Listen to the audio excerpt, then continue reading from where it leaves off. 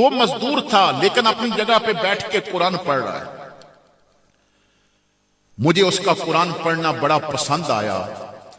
میں مزدوروں سے نہ آگے نکل کے اس کے پاس گیا. میں نے سلام کیا. اس نے جلدی سے آیت مکمل کی, قرآن کی تلاوت بند کی, جواب دیا. میں نے کہا بیٹا تم مزدور ہو؟ کہنے لگا جی. میں نے کہا میرے گھر کی دیوار گر گئی ہے, کام کافی زیادہ ہے, تو کیا مزدوری کرو گے؟ تو کہنے لگا جی مزدوری کے لیے یہاں آیا ہوں, لیکن اگر مجھے لے کے جانا ہے تو میری 3 شرطیں ہیں, وہ مانیں گے تو پھر میں چلوں گا. کہتے ہیں میں نے ہنس کے کہا بیٹا شرط تو مالک رکھتا ہے, مزدور تو نہیں رکھتا. تو کیسا مزدور ہے کہ تو نے شرط رکھ دی؟ تو وہ کہنے لگا جی بازار بھرا پڑا ہے, جس کو مرضی لے جائیں, اگر مجھے لے کے جانا ہے تو میری ماننی پڑے گی. مجھے تجسس پیدا ہوا. ابو عامر کہتے ہیں میں نے کہا چلو سننے میں تو کوئی حرج نہیں نا, اگر مجھے اچھی لگی تو لے جاؤں گا. میں نے کہا چلو بیٹا اپنی شرطیں تو بتاؤ. وہ کہنے لگا جی پہلی شرط یہ ہے کہ میں 1 دن کی مزدوری لوں گا 3 درم, نہ کم نہ زیادہ. تو پہلی شرط سن کے میں بڑا خوش ہو گیا, کیونکہ اس دور میں نا مزدور کی مزدوری تھی 4 درم اور وہ 3 مانگ رہا تھا, سستا مل رہا تھا مجھے. تو میں نے کہا بہت اچھی بات, دوسری شرط. کہنے لگا کام بڑی ایمانداری سے کروں گا, لیکن دوسری شرط یہ ہے جب مسجد سے آذان کی آواز آئے گی نا تو نماز میں نے جماعت سے پڑھنی ہے. آپ یہ نہیں کہہ سکتے کہ گارا بنا ہوا ہے خشک ہو جائے گا, پہلے یہ لگا لو, جب اس کی دعوت آ جائے گی نا تو پھر تیرا کام ختم ہو جائے گا. میں زیادہ دیر نہیں لگاؤں گا, لیکن تسلی سے نماز پڑھ کے پھر آ کے کام شروع کروں گا. میں نے کہا ٹھیک ہے, یہ بھی منظور ہے. تیسری شرط. کہنے لگا تم مجھ سے کوئی سوال نہیں کرو گے. میں نے کہا منظور. میں لے گیا. میں اپنے بیٹے کو چھوڑ کے اس کے پاس چلا گیا اپنے کاروبار پہ. عصر کی نماز پڑھ کے میں نے دکان جلدی جلدی بند کی, جاؤں آج اسے فارغ بھی کرنا ہے, پیسے بھی دینے ہیں, دیکھوں کام کیسا ہوا. میں جب گھر میں داخل ہوا نا تو بیٹا مجھے دیکھ کے دوڑتا آیا اور مجھے کہنے لگا ابا یہ فرشتہ کہاں سے اٹھا لایا تھا؟ میں نے کہا کیوں؟ کہتا ہے ابا یہ کیسا مزدور ہے, سارا دن بڑے ایمانداری سے کام کرتا رہا ہے, مگر دن جوں جوں گزرتا جا رہا تھا نا اس کی زبان پہ درود زیادہ ہوتا جا رہا تھا. اور ابا یہ ایسا بندہ ہے کہ آج بڑے عرصے کے بعد میں نے ظہر عصر یہ جماعت کے ساتھ پڑھی ہے. یہ مجھے بھی مسجد لے گیا تھا. میں جب اندر آیا دیکھا تو عام مزدور جو کام 2-3 دنوں میں کرتا تھا اس نے 1 دن میں اتنا کام کر دیا تھا. میں بڑا راضی ہوا. وہ جانے لگا تو میں نے 4 درم نکال کے, بازار کا ریٹ 4 تھا تو میں نے 4 نکال لے. میں خوش ہو گیا اس پہ. اس کے ہاتھ پہ رکھے, اس نے 4 دیکھے تو 1 اٹھا کے واپس کر دیا. کہنے لگا 3 کا سودا ہوا تھا, 3 مزدوری میں نے مانگی تھی, چوتھا نہیں دوں گا. میں نے کہا بیٹا تیرا نام کیا ہے؟ کہنے لگا یہ بھی طے ہوا تھا تو کوئی سوال نہیں کرے گا, یہ میری شرط تھی کہ تو نے کوئی سوال نہیں کرنا. وہ چلا گیا. ابھی کچھ کام رہتا تھا. میں دوسرے دن پھر چلا گیا بازار. چوک میں مزدور بیٹھے تھے مگر وہ نظر نہ آیا. میری نظریں تو اسے تلاش کر رہی تھی. تو میں نے مزدوروں سے پوچھا وہ تمہارا ساتھی کہاں ہے؟ اس نے کہا وہی جو نام نہیں بتاتا. میں نے کہا ہاں وہی جو نام نہیں بتاتا. کہنے لگے اگر اسے لے کے جانا ہے نا تو کل ہفتہ تھا تو لے گیا تھا, اب ہفتے کو آئے گا. وہ صرف 1 دن کام کرتا ہے. تو میں نے حیران ہو کے پوچھا 1 دن کام کرنے کی کیا وجہ ہے؟ کہنے لگے جی ہم نے اس سے پوچھا تھا, اس نے بتایا کہ میرے ہفتے کا خرچہ ہے 3 درم, میں 1 دن کام کر کے 3 درم کما لیتا ہوں. وہ کہتے ہیں کہ مجھے نا بات سن کے اس سے اور بھی زیادہ پیار ہو گیا. میں نے کہا گھر کی دیکھ بھال ہو جائے گی, دیوار اسی سے بنوا دی ہے. ہفتے کا میں نے انتظار کیا, اسے لے کے آیا. اس نے بڑی ایمانداری سے کام کیا. میں نے کچھ اس کی باتیں دیکھی, میرے دل نے گواہی دی یہ بندہ کوئی اللہ کا ولی ہے. وہ چلا گیا, دیوار کا کام مکمل ہو گیا. مجھے اس سے نہ پیار ہو گیا, مجھے وہ پیارا لگنے لگ پڑا. میں نے گھر کا کوئی اور کام نکال لیا. میں نے کہا چلو اس کے ساتھ تعاون ہی ہو جائے گا. ہفتے کا انتظار کیا. میں اسے جب لینے گیا تو وہ بازار میں موجود نہیں تھا.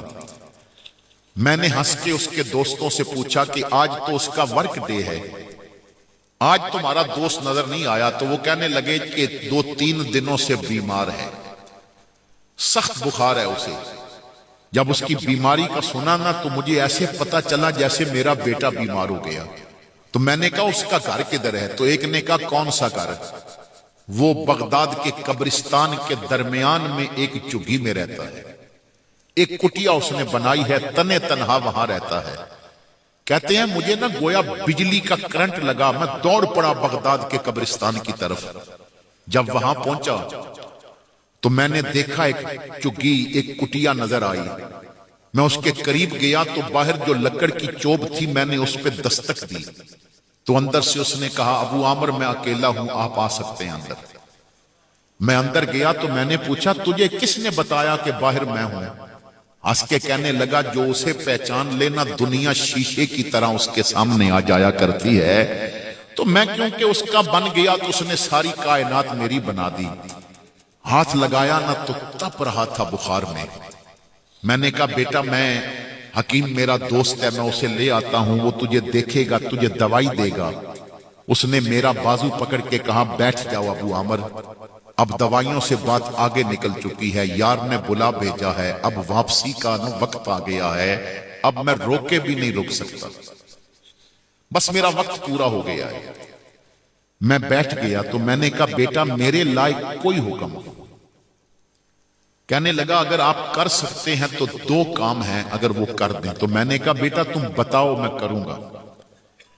اس نے اپنی جیب سے 3 درم نکالے اور کہنے لگے یہ میں نے ہفتے کو آپ کے گھر سے لیے تھے لیکن بیمار ہو گیا, پھر میں خرچ نہیں سکا, یہ اپنے پاس رکھیں, تھوڑی دیر بعد میری روح نکلے گی تو میرے ان حلال کے پیسوں سے میرے لیے کفن خریدنا, جو بچ گئے وہ صدقہ کر دینا, میرے جنازے کا اعلان نہ کرنا, جو آ گئے بس غسل دے کے کفن پہنا کے مجھے جنازہ پڑھا کے رحمان کی رحمت کے حوالے کر دینا, اور دوسرا کام میری قبر بنانے کے بعد کرنا ہے.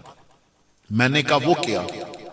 اس نے وہ قرآن پاک جو پڑھا کرتا تھا وہ میرے حوالے کیا, جیب میں ہاتھ ڈالا, ایک انگوٹھی نکالی جس میں لاکھوں درموں کے ہیرے لگے تھے. وہ مجھے دے کے کہنے لگا کہ یہ قرآن اور انگوٹھی میری قبر بنانے کے بعد اسے لے جانا اور ہارون رشید جو بادشاہ وقت ہے اس کے حوالے کر دینا. میں نے کہا بیٹا میں کر دوں گا, لیکن وہ پوچھے گا یہ کس نے بھیجی ہیں, تو میں کیا بتاؤں گا, کوئی اپنا نام تو بتاؤ. تو کہنے لگا تمہیں نام بتانے کی ضرورت نہیں پڑے گی, وہ چیزیں دیکھ کے ہی پہچان جائیں گے کس نے بھیجی. اتنے لفظ کہے اور روح نکل گئی. کلمہ پڑھا انا للہ و انا الیہ راجعون, میں نے پڑھا پر وارث شاہ او نہیںوں مردے جنہ کیتیاں نیک کمائیاں. وارث شاہ او نہیںوں مردے جنہ کیتیاں نیک کمائیاں نے. سامنے قبر ہو تو فاتحہ پڑھنے والے نہیں ہوتے. کہتے ہیں میں نے مزدور کو بلایا, بازار گئے, کفن خریدا, پھر غسل دیا. میں بڑا حیران تھا کہ ہم 2 بندے ہیں تو جنازہ تو اس نے منع کیا اعلان نہیں کرنا. ہم جب اس کی چارپائی اٹھا کے خیمے سے باہر نکلے, وہ جھگی سے باہر نکلے, تو کہتے ہیں میری آنکھیں پھٹی کی پھٹی رہ گئیں. میں نے بغداد میں عمر گزاری تھی پر آج تک اتنا بڑا جنازہ نہیں دیکھا. پتہ نہیں دنیا کہاں سے آ گئی, پتہ نہیں انسانی شکل میں فرشتے آئے تھے اس کا جنازہ پڑھنے کے لیے. کہتے ہیں بڑے اعزاز کے ساتھ اس کا جنازہ پڑھا گیا, اسے دفن کیا گیا, لوگ چلے گئے, وہ مزدور بھی چلا گیا. میں تنے تنہا اس کی قبر پہ آنسوؤں کا چھڑکاؤ کرنے بیٹھ گیا. اتنا پیارا رب کا اور مجھے اس کا نام بھی نہیں پتا. بڑی دیر بیٹھا رہا, پھر اس کی وصیت یاد آئی. میں نے قرآن اور انگوٹھی ایک تھیلے میں ڈالے. میں شاہی محل میں گیا, دروازے پہ جا کے دربان سے کہا کہ ہارون کے لیے ایک امانت ہے میرے پاس, اسے بتاؤ کہ ابو عامر نام کا ایک بندہ ہے, میں تاجر تھا, مجھے دنیا جانتی تھی, मुझे अंदर बुलाया गया, बादशाह तख्त पे बैठा था, दरबार में उमरा बैठे हैं। तो हारून रशीद ने कहा, अबू आमर क्या है तेरे पास, कौन सी अमानत लेके आए हो? कहते हैं मैंने थैले में हाथ डाला, कुरान और अंगूठी जब इकट्ठे बाहर निकाले, हारून जल्दी से खड़ा हो गया और मुझे कहने लगा, ये अंगूठी वाला किधर है, वो किधर है जो ये कुरान पढ़ा करता था? तो मैंने कहा, इन्ना लिल्लाहि व इन्ना इलैहि राजिऊन। मेरे लफ्ज सुन के हारून बेहोश होके जमीन पे गिर गया। उसकी तलियां मली गईं, उसको पानी पिलाया गया। थोड़ी देर बाद जब होश आया, हारून कहता है, मुझे उसकी कब्र पे ले चलो। मैं और हारून, तीसरा कोई आदमी नहीं, हम जा रहे हैं। हारून मुझसे पूछता है, तू उसे कैसे जानता था? मैंने कहा, वो मजदूर था, 2 दफा उसने मेरे घर मजदूरी की। हारून रुक गया, सकते में आ गया, कहने लगा, वो मजदूरियां करता था? मैंने कहा, हाँ मजदूरियां करता था। फिर हम आगे चले। जब कब्रिस्तान पहुंचे तो मैंने कब्र की तरफ इशारा किया। हारून दौड़ा और कब्र पे गिर गया, मट्टी उठा के अपने चेहरे पे मलता है, कब्र को जफ्फी डालता है, कब्र को चूम रहा है। मैंने कहा, बादशाह मेरा कलेजा फट जाएगा, एक गुमनाम फकीर की कब्र पे हफ तकलीम का हुक्मरान यूं रो रहा है और कब्र के बोसे ले रहा है। उसने कुछ नहीं बताया था, तू तो बता दे ये कौन था? हारून कहने लगा, अबू आमर मेरा सका बेटा था, ये वक्त का शहजादा था, ये बड़ी अय्याशी की जिंदगी गुजारता था। पूरे महल में इसका कमरा सबसे शानदार कमरा था। ये अपने दोस्तों के साथ महल में बैठ के अय्याशी कर रहा था और रंगो रलियों की महफिल मनाई जा रही थी। राग और शबाब सब कुछ था यहाँ पे। एक कारी सफर कर रहा था और दौरान सफर कुरान की तिलावत कर रहा था।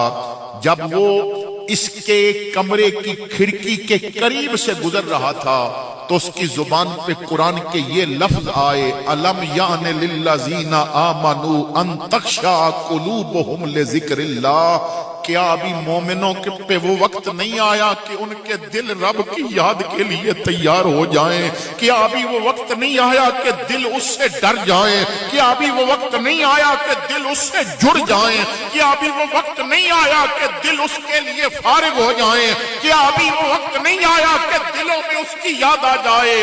वो पता नहीं कौन सा लम्हा था और हिदायत के कौन से तीर थे। मेरे बेटे के हाथ में जाम था, नीचे गिरा दिया, सजदे में गिर गया, कहने लगा, क्यों नहीं तूने पुकारा, मैं हाजिर, वक्त आ गया तेरी याद का, वक्त आ गया तेरी दोस्ती का, वक्त आ गया तुझसे डरने का। दोस्तों को निकाल दिया। मुझे कहने लगा, अब्बा मैंने रब को तलाश करना है, मैं तेरा महल छोड़ के जा रहा हूं। मैंने कहा, बेटा तू महल छोड़ेगा परेशान हो जाएगा, नाजों का पला है, गद्दों पे सोना सीखा है, नरम बिस्तर तेरे लिए बिछाए जाते हैं, कहां जाके रब को ढूंढेगा?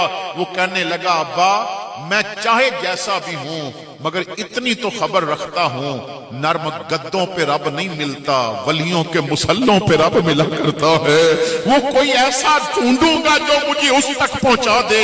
वत्तबे सबीला मन अनाबा इलैया, मेरा अल्लाह फरमाता है, जो मुझ तक पहुंचा है तू उस तक पहुंच दे, वो तुझे मेरे तक पहुंचा देगा। कुछ ऐसे का दामन पकड़ जो मुझे जानता हो, जो मुझे पहचानता हो, वो तुझे मेरा रास्ता दिखा देगा। तो मैं जाऊंगा, जरूर जाऊंगा। बड़ा समझाया, जब ना रुका तो मैंने अपनी उंगली से ये अंगूठी जिसमें लाखों दिरमों के हीरे थे उतार के दी। अच्छा ये रख ले, अगर मुश्किल वक्त आए एक हीरा निकाल के बेचेगा, तेरे कई महीने आराम से गुजरेंगे। ले ले मेरे बेटा, ये रख ले। मजबूर किया तो अंगूठी लेके उसने पहन ली। अब निकलने लगा तो उसकी मां जुबैदा मुसल्ले पे बैठी थी, आवाज दे के कहती है, बेटा अगर जा रहा है रब को तलाश करने, बाप ने हीरे की अंगूठी दी, रख ली, یہ رحل میں جو قرآن پڑھا ہے نا یہ تیری ماں پڑھا کرتی ہے، اسے بھی ساتھ لے جا، فیصلہ وقت کرے گا کہ باپ کے ہیرے رب تک پہنچاتے ہیں یا ماں کا دیا قرآن رب تک پہنچاتا ہے۔ لے کے جا قرآن، یہ قرآن تیری رہنمائی کرے گا۔